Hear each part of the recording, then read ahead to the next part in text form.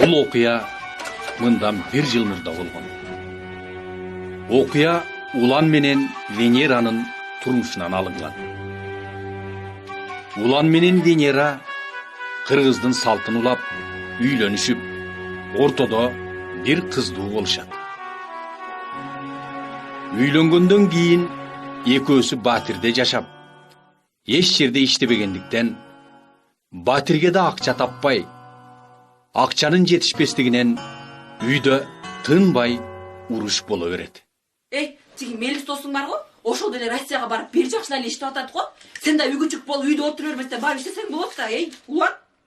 Жакында Айбике деле мектепке барат. Ага кийимге алып бериш керекпи? Окуу куралдарын алып бериш керекпи? Озуң жап сүйлөй берме. Төлөймүн дедим го. Уктуңбу? Төлөш керек ошо. Кайып төлөсөң төлө.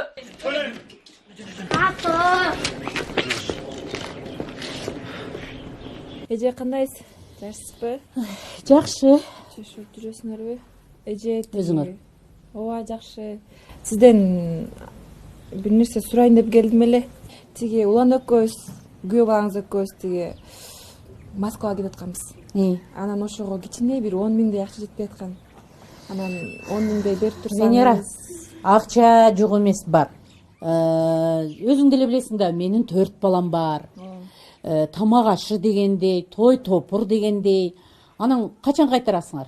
Ооба эже, тиги Улан Россияга барса эле сразу эле бермекпиз акчаңыздычы. Тиги күйөө бала экөөңөр тең кетип атасыңар. Кызыңарды кимге таштап кетип атасыңар? Баса, эже, ошону деле неберелериңизге кошултуп, сиз карап берсеңиз. Айбикениби? Мейли, караса карап турайын. Анан канча сом саласыңар караганыма? Эже, салып турабыз көп эле. Иштеп турсак эле эже, Кудай кааласа. Мен анда берсе берейин. Бирок кайтаргыла, Венера. Менин дагы өзүң азыр эле айттым го, чоо жайын. Ооба эже, тиги Улан салса эле сизге берем. Алар тууганынан Россияга баруу үчүн билетке акча карыз алып, жашоосун оңдоо, үй бүлөсүн багуу максатында көпчүлүк катары жолго аттанып кетишет.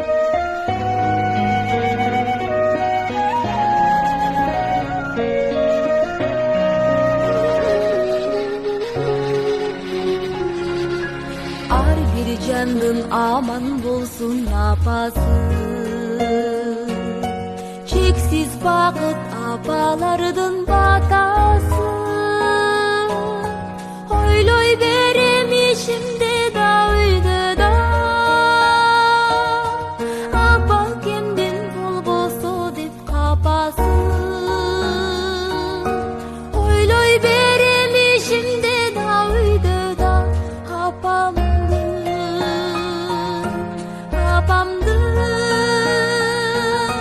апа кемдин болбосо деп капасы.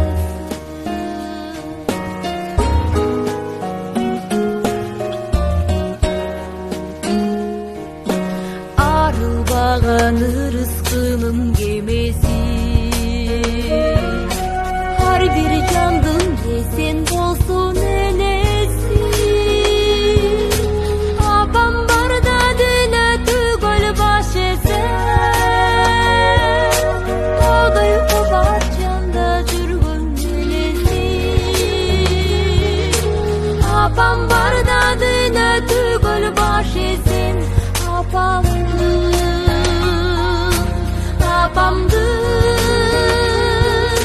тоодой кубат жанда жүргөн элеси.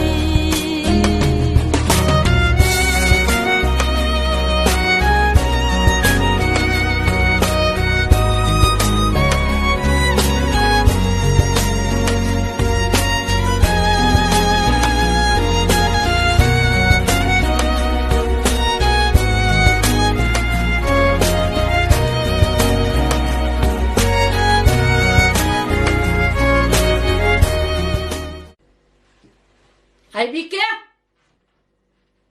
Айбике! Айбике. Мен. Апар идиштеп жүр.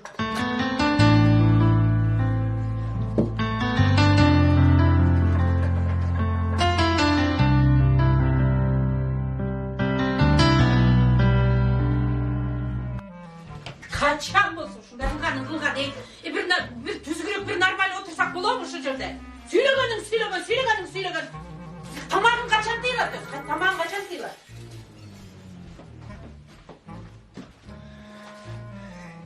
Катын, мен эмне жаман сүйрөдүмбү?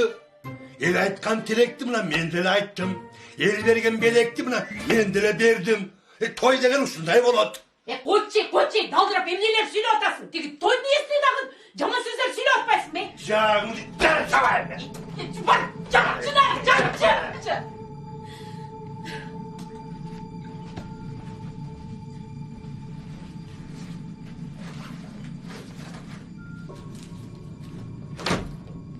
Айбике, сабағын оқыдың ба? Жоқ. Емнеге оқыған жоқсың? Тап қалыппын. Ей, ұшы сендер көлістіре басқа жүк болу.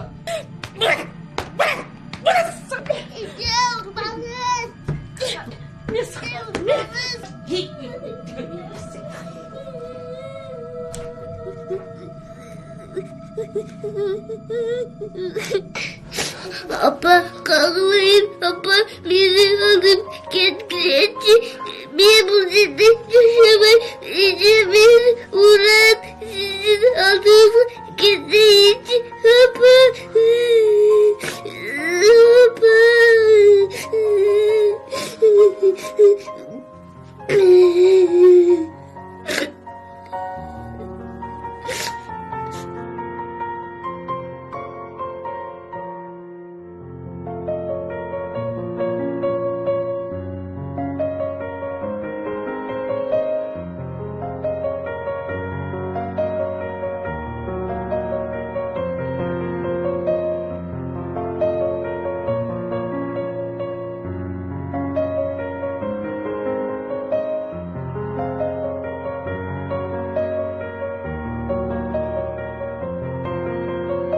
Aybike!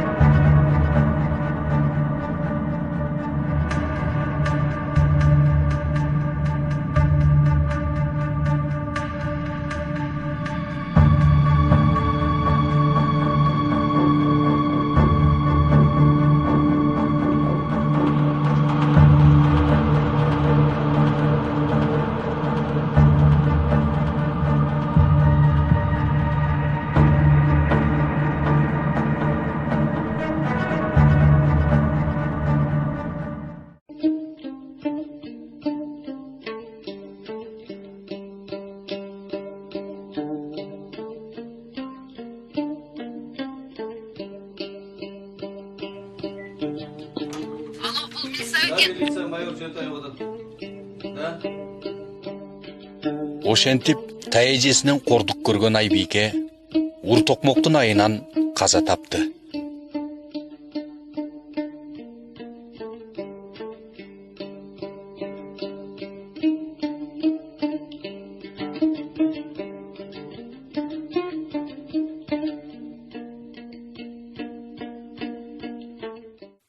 Бүгүнкү күндө Жалал Абад областынын аймагында 18 миңге жакын жаш өспүрүмдөрдүн ата-энелери акча табуу максатында мигрант болуп чет жактарда иштеп жүрүшөт. Натыйжада ата-эне мээримине зар, алардын тарбиясын көрбөстөн чоң ата, чоң эненин, тайата тайэненин же болбосо тууган уруктун колунда өз алдынча ар кандай жолдо тарбияланып чоңоюшуп келе жаткан өспүрүмдөргө зээнин кейийт. Урматтуу ата-энелер, биз өз балдарыбызга салкын мамиле жасабай, өз мээримибизди акчага алмаштырбай, өз балдарыбызды боорубузга кысып жакшы тарбия берели.